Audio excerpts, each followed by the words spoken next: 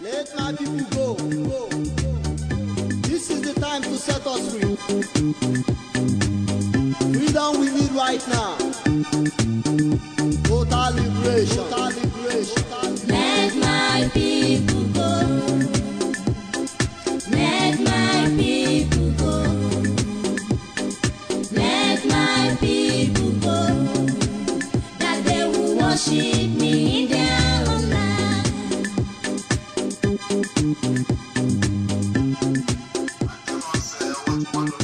What to say? Alright. Yeah, my name is Kelechi Inyere, and I'm calling from Biafrans. And what I want to say, I'm very happy and very glad to hear from Biafran voice over there. And I think that's the studio, right? Yes, you are live on our studio. Oh, right there. Good evening, sir. Good evening, my brother. Welcome to the studio. I'm very proud and I have this Biafran sheet to spell it. But I'm getting it of time in the way some people are carrying this sheet after. They are taking this Biafran as a personal business stuff. They feel like Kano and all that. I don't understand how they are running this affair. For this private business or limited stuff, I can't really say. Then the kind of studio to mention blah blah blah. It takes many guys over here tired. But nevertheless, we are not tired. Until you get to where you are going, so you can get tired. Until the other comes to stand, until then we can say we are acceptable. But I stand right now as a youth, a Biafran struggle that not make me go. I am there and I need to be there. So all I want to say is that I'm very happy to hear Steve Data and Studio and other Biafrans over there like that. The media and so on. I'm very grateful to say this and I'm happy to hear all this thing going on right now. Thank you very much. Thank you very much, Mr. Kelechi Inyere. Kelechi Inyere. Kelechi Inyere is actually our organizer of the Biafran people in Enugu. He's our organizer of indigenous people of Biafra family in Enugu. Thank you very much for joining us in the studio. We are still waiting for Mr. Chukwudonna because Chukwudonna actually said he wants to speak with the barrister. He's a very busy man, but I think if he can join us, if he's there, let him speak. He's here to join us. We are trying to get in touch with him. Okay, well, sorry from Germany. Before we hear him, let me make a brief comment on what Biafra's Attorney General in the person of Barrister Emeka Esiri has just said. Fellow Biafrans, don't be surprised that I introduce him as Biafra's Attorney General. He deserves it. And come what may, he's going to be Biafra's Attorney General. Let me make a brief comment in regard to what he just said. The Honorable Barrister, our Attorney General, if you cast your mind back to 1882 in Constantinople, you will remember what is called Bilu. B-I-L-U. In original Hebrew, it's called Bilu.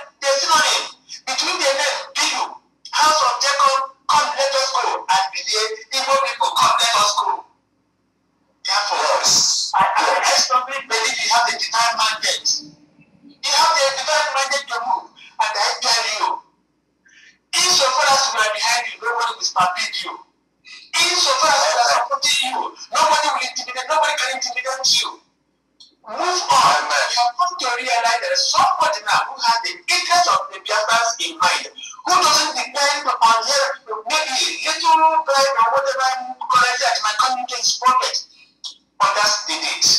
And to infinity, they still continue to struggle. But here you are, giving our struggle a definition, giving our struggle a name. I am telling you, from my own side here in Germany, I'm receiving a lot of signals. People are listening to you. They are satisfied with what you're saying, and I tell you, when this history shall be written, the nation is playing good. Thank you very much. That time you are not commanding in New York to keep up the broadcast. Thank you very much. Thank you very much, Mr. Obidiegonu, for that wonderful word. Steve, do you have somebody online? Because you're the person connecting them for us. Are you there? I still have Kelechi on, and we are waiting for him to, when he finishes, then we can add another person on. But let's just give the barrister the chance to expatiate more on the Ecosoc meeting into the broadcast. Okay. So what do you want to know about the Ecosoc meeting? I want to just make a little bit word before I ask my questions to our honorable barrister.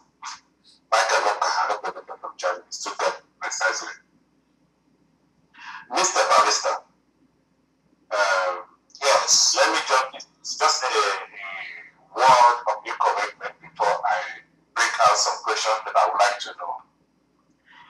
After the death of our hero man, Ojukwu, the struggle went into great completion. But today, after all I read, having talked with you right now, hearing your voice, and the way I came to know, I am not representative of Biafra, but I am a Biafra's blood fan, 100% plus.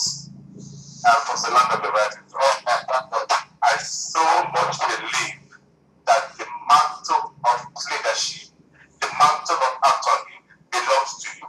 Take your lieutenants over there and do the job that God has destined for you to do with your lieutenants. Go there and conquer the world. We are here and rooting for you. We are always and we ever behind you. Please, Barrister, let nothing have been done or try to that's trying to dilute your ability, what you have put. The light you have put on will always be shining, and we will never put it under the ground. Barrister, we are behind you.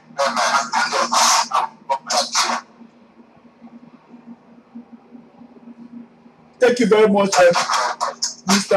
Mikey. You still have questions for the barrister? We have questions, but let everybody goes and I will ask my questions. Okay, now, Barrister, let me just start from this way now.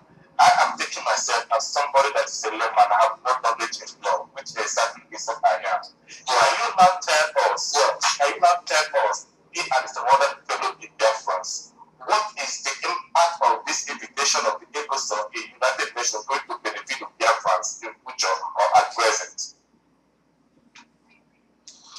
Thank you very much. It's a very good question. You know, the issue of Biafra is an international matter. The case of Biafra is an international matter because all the countries, America, Britain, Germany, Russia, Canada, all of them, they have interest in that.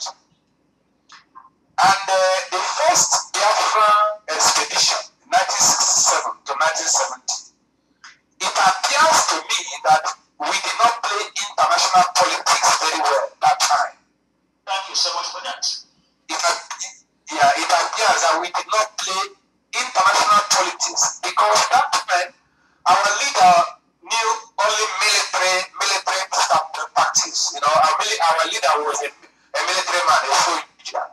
So, but I am happy that with his military expertise, military skill, he was able to protect us from the slaughter. You know, some people say that Biafra was a child of necessity. That if they hadn't murdered us, if they hadn't assassinated and murdered and committed gruesome acts of genocide against us. If they hadn't done that, we wouldn't have pulled out and come to Biafra land. We would have continued. So when that happened, our leader, General Odnego Jukubu, and the other leaders with him decided to declare the independence of Biafra, and then Nigeria declared war. Biafra did not declare war. I hope every person understands. Biafra did not declare war. Biafra declared independence and Nigeria declared war. Biafra defended itself. So what Biafra did was self-defense. It was self-defense. That's what Biafra did. Biafra did not really do any aggression. It was self-defense. We were calling it in those days civil defense. So, in effect, we didn't look into the aspect of international politics, that we were just trying to defend ourselves and just to stay alive. But knowledge has increased now. We now know that anything that concerns Biafra concerns the whole world. And I would also want the media department of indigenous people of Biafra, all of you, I would like you to educate the people. Educate the people. Because I have seen that we need to reorientate our mind.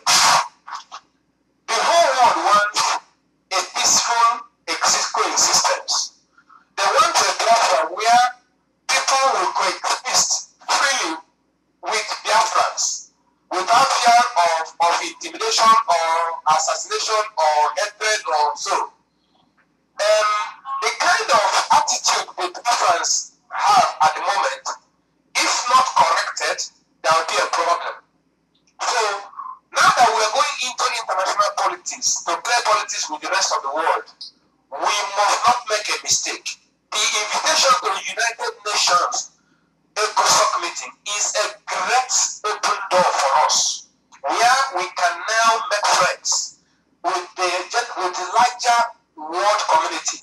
Already, when we went to the Ecosoc meeting of the African Union, that opened a great door for us. Do you know, I will not mention name, I will not mention now, by name, I will not mention, but do you know that some countries in Africa, which I met in the African Union Ecosoc meeting, some of those countries, we had discussion and they said they are fully in support of Biafra. Now the thing is this, they are waiting for Biafra to bring up their case. And this is the very first time the Biafra case is brought to the world authorities. The Biafra case, I submitted it to the African Union. I also submitted the Biafra case to the United Nations. So all the documents have been submitted to the world bodies, both United Nations and the African Union. So this is the very first time that the Biafra case is tabled for discussion. Now, the case that is in the Federal High Court already is just the beginning. It's the judicial process.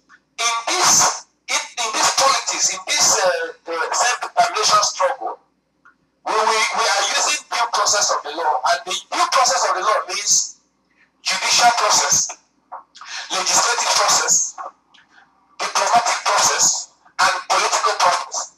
Political process, both national and international politics. Judicial process and diplomatic process, both at national and international levels.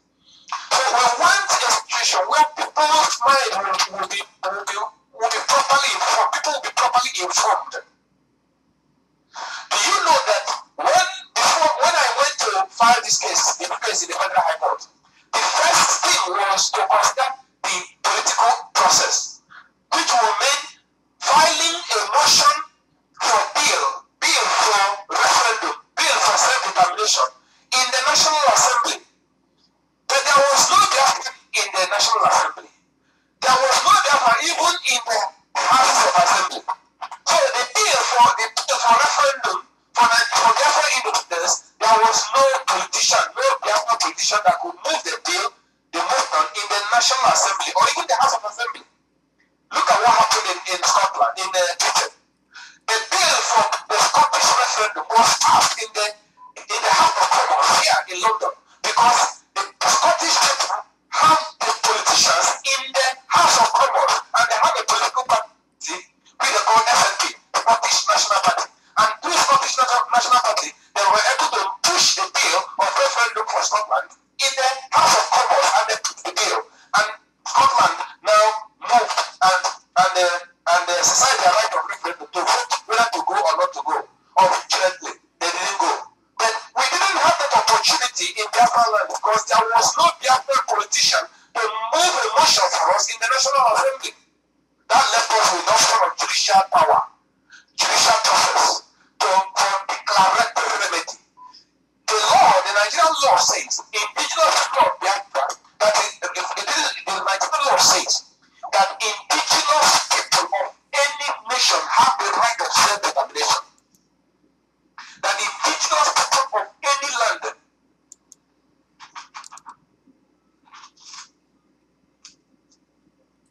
Barrister, go on. Are you still there? will be used now against Nigeria. Okay. Hello, can you hear me? Yeah, I'm with you.